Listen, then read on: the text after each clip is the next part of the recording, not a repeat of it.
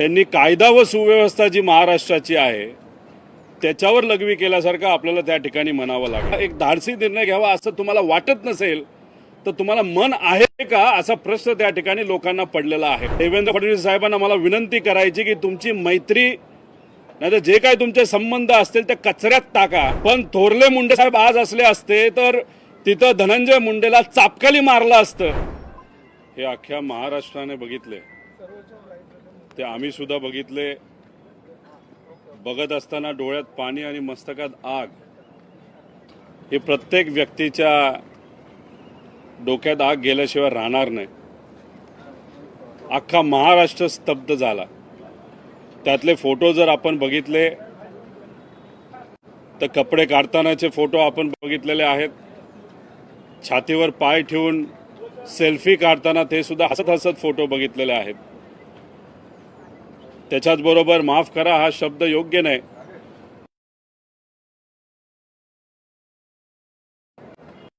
संतोष भाऊंवर तिथं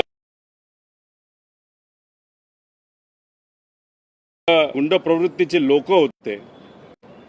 त्यांनी कायदा व सुव्यवस्था जी महाराष्ट्राची आहे त्याच्यावर लघवी केल्यासारखं आपल्याला त्या ठिकाणी म्हणावं लागेल।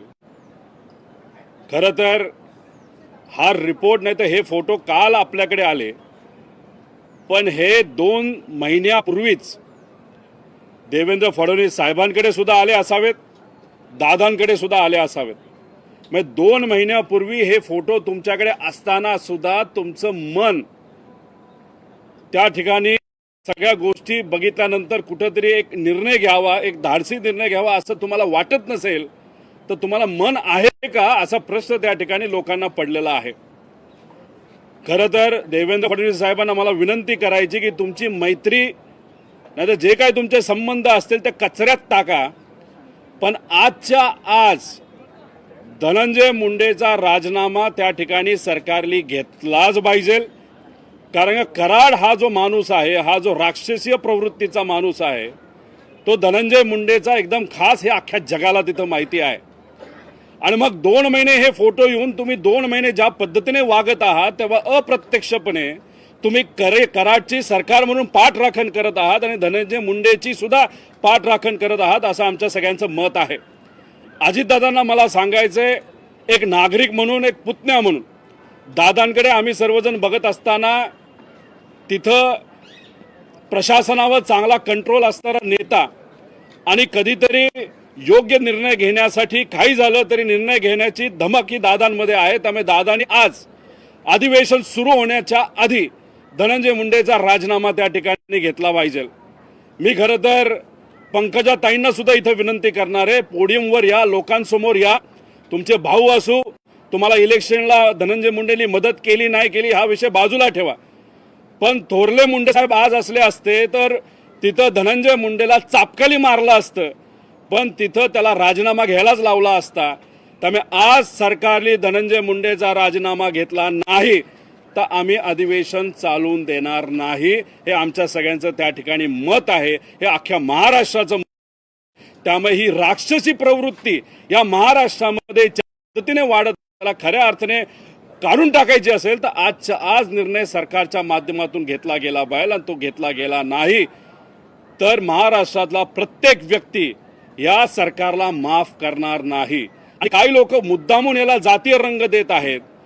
इथं देशमुख परिवाराला जो झळ पोचली तो कुठल्याही समाजाचा असला असता तरी अख्खा महाराष्ट्र त्या व्यक्तीच्या पाठीमागे उभा राहिला असता। अशा क्रूर पद्धतीने त्या ठिकाणी त्याचा मर्डर झालेला आहे। आणि सगळी प्रक्रिया जर बघितली तर कराडला जास्तीत जास्त कदाचित 7 ते 8 वर्षाची त्या ठिकाणी सजा मिळू शकते। त्यामुळे याच्यामध्ये सुद्धा बऱ्याच काही गोष्टी त्यांनी ठेवलेल्या आहे, सह आरोपी करण्याची जरूरत आहे।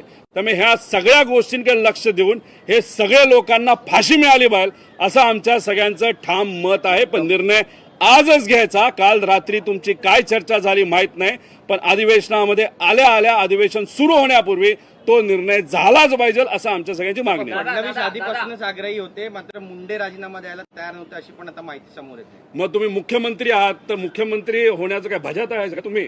तुमच्याकडे जर एवढी ताकद असेल मुख्यमंत्री म्हणून तुम्ही कोणालाही उभं करू शकता, कोणालाही बसू शकता। ती ताकद दाखवायची तुम्हाला जरूरत आहे। तुमच्याकडे हे फोटो 2 महिन्यापूर्वी आलेत.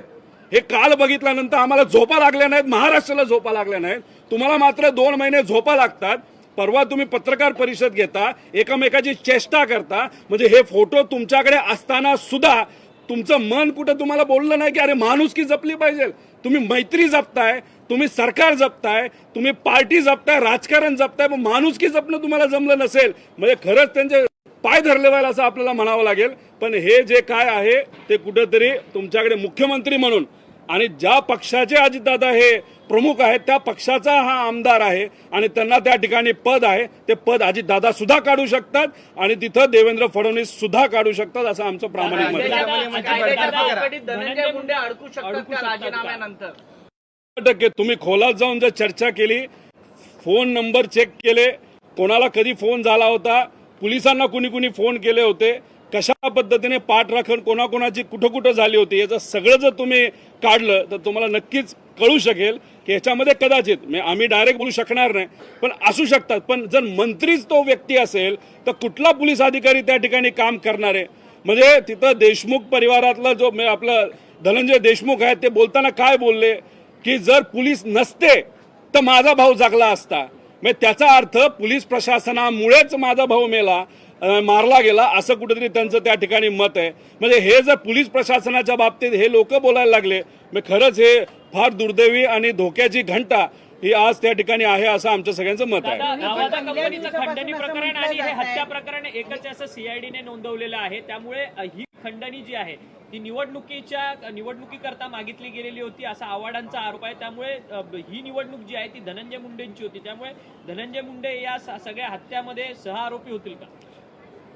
त्या ज्या कंपनीकडनं त्यांनी खंडणी मागितली ती माझ्या अंदाजाने काही दिवसांपूर्वी मागितली गेली होती.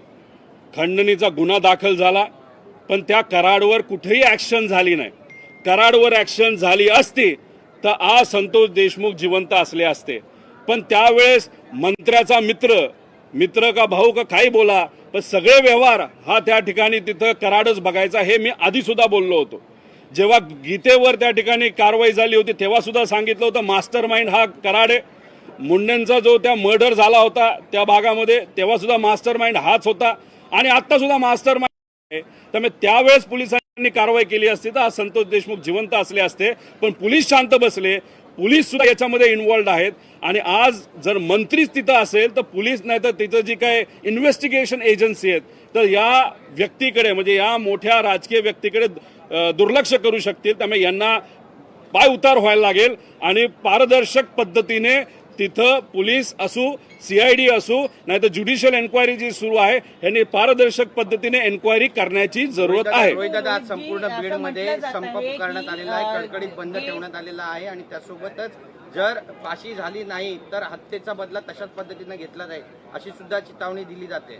हे बघा लोक चिडलेली आहेत आणि ती बीडपर्यंत राहील असं आम्हाला वाटत नाही. अख्ख्या महाराष्ट्रात जाईल आणि सगळ्या समाजामध्ये जाणार आहे. कारण कोणालाच कालचे फोटो बघितल्यानंतर म्हणजे आधी जे काही वर्णन केलं गेलं ते सुद्धा ऐकून लोकांना झोपा लागल्या नव्हत्या. फोटो बघितल्यानंतर लोक चिडलेली आहेत आणि अख्खा महाराष्ट्र त्या ठिकाणी बंद पाडू जाऊ शकतो. लोक रस्त्यावर येऊ शकतात. त्यामुळे सरकारला विनंती आहे कुठंतरी तुम्ही पायंडा चांगला पाडा. जे राजकारण चाललंय राजकीय दृष्टिकोनातून लोकांना वाचवी चालली तिथं तुम्ही जर बघितलं तर काल परवा मंत्र्यांच्या एका मुलीवर त्या ठिकाणी काही छेडछाड करण्याचा प्रयत्न तिथं झाला होता आणि याच्यातच तिथं फक्त ती मुलं कुठल्या पार्टीची होती तर शिंदे गटाची होती म्हणून त्यांच्यावर कारवाई केली जात नव्हती. म्हणजे सगळीकडे तुम्हाला राजकारण बघायचंय. उद्या जर एखादा महिलेचा रेप झाला आणि तो एखादा बीजेपीचा कार्यकर्ता असेल तर त्याला तुम्ही सोडून द्यायचं. तसंच पराडकर असू नाही तर तो तुमचा सोलापूरकर असू हे भाजपचे कार्यकर्ते म्हणून महामानवांशी बोलले त्यांना सोडून दिले, एकाला तर बक्षीस सुद्धा दिलं.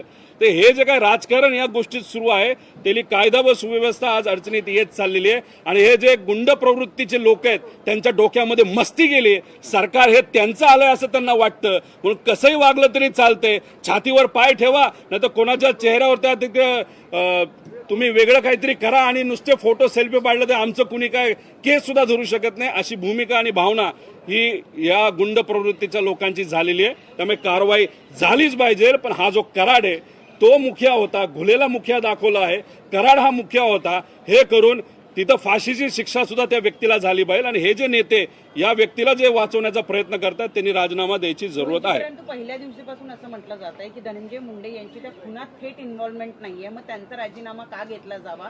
वाल्मिक कराड याच्यावर गुन्हे जरी सिद्ध होणार असतील किंवा फोटो समोर आलेले असतील तर हा गुन्हा कितपर्यंत मर्यादित? एक तुम्ही समजून घ्या की वाल्मिक कराड आणि धनंजय मुंडे फार जवळ होते. मग इतके जवळ होते की तुम्ही खोलात गेला तर बऱ्याच काय गोष्टी तुम्हाला तिथं बाहेर आलेल्या कळतील. व्यवहार धनंजय मुंडेचा कोण बघत होता तर वाल्मिक कराड बघायचा. तिथं परळीमध्ये कोणाचं चालतं जर तुम्ही विचारलं तर धनंजय मुंडेचा नंबर दुसरा येतो, वाल्मिक कराडचा पहिला येतो. इतके ते जवळ आहेत. मग कदाचित कपडे सुद्धा शेअर करत असावेत आणि बरंच काय त्या ठिकाणी व्यवहार सुद्धा शेअर करत असावे असं म्हणणं आहे. याच्यात कराडला त्या ठिकाणी पकडलं गेलं. एक तर कराडला आधी पकडलं गेलं असतं तर संतोष देशमुख वाचला असता. पण तसं न होता तुम्ही तिथं डिले केला तर दुर्दैवी एका व्यक्तीचे तिथं मर्डर झाला आणि मग एवढा व्यक्ती जवळ असेल आणि त्याचा मित्र जर सरकारमध्ये असेल तर सरकारमध्ये असणारा व्यक्ती नक्कीच त्याच्यामध्ये काही ना काहीतरी गोष्टी करू शकतो. आता वाल्मिक कराडला कॉट म्हणजे बेड दिली गेली, कदाचित एसी दिला गेला, जेवणही चालू आहे, तिथला जो सीसीटीव्ही आहे तोही त्या ठिकाणी बंद आहे आणि त्याच्या विचाराचे जे काही नाहीतर संपर्कातले जे कोणी पोलीस अधिकारी आहेत ते त्याच्या जेलच्या अवतीभोवती त्या ठिकाणी ठेवलेत. मग ह्याच्यावरनं काय समजायचं की कुठंतरी सरकारमधून कुणीतरी त्यांना पाठिंबा देते असं आपल्याला म्हणावं लागेल. आणि हे सगळे फोटो येऊन एवढे पुरावे असताना सुद्धा जर सरकार झोपलं असेल तर देवेंद्र फडणवीस साहेब, अजितदादा आणि या सगळ्यांना मला म्हणायचं आहे की कुठंतरी तुम्ही संवेदना दाखवा. म्हणजे या राजकारणामध्ये 14 संवेदना मेल्यात हे आम्ही समजू शकतो, पण आज लोकांसाठी तरी संवेदना या सरकारने दाखवण्याची जरूरत आहे आणि सगळे विरोधक एकत्रित येऊन या गोष्टीचा विरोध केला पाहिजे आणि न्याय संतोष देशमुखांना आणि त्या ठिकाणी राजीनामा धनंजय मुंडेचा मिळाला पाहिजे.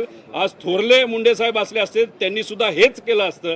त्यामुळे ह्या गोष्टी विचारात घेण्यात गेल्या पाहिजे असं आमचं मत. अशी माहिती समोर येते मुख्यमंत्री देवेंद्र फडणवीस धनंजय मुंडेंच्या राजीनाम्यासाठी सुरुवातीपासून आग्रही होते. हे बघा, ह्या सगळ्या गोष्टी तुमच्याकडे असताना तुम्ही मुख्यमंत्री असताना सुद्धा तुम्ही शांत बसत असाल तर म्हणजे खरं आश्चर्य आहे. आता इथं या प्रकरण इतकं गरम झालं त्याच्यामधून तुम्ही पाय काढत असाल. मी आधीपासून आग्रही होतो.